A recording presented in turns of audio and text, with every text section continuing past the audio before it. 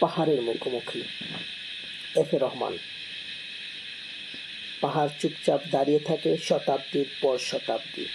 তার বুকে খোদাই করা ইতিহাসের স্তর, ধুলো আর ক্ষরণ। সে জানে না কাঁদতে, হাসতেও জানে না। তবু হাওয়ায় হঠাৎ তার শ্বাসে জেগে উঠে এক গোপন গান।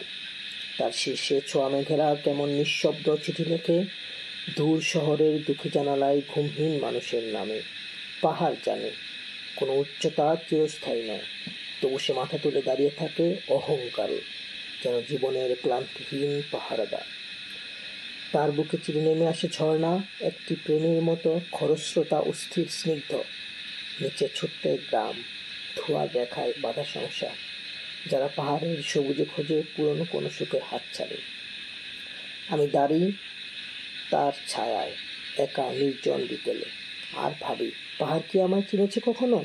আমার ভাঙা বুকের শব্দ কি পৌঁছেছে তার গভীর পাথরে? সে কি জানে আমি তার মতো দাঁড়িয়ে থাকি নিঃসঙ্গ, নিঃশব্দ, কিন্তু ভেঙে না পড়ে?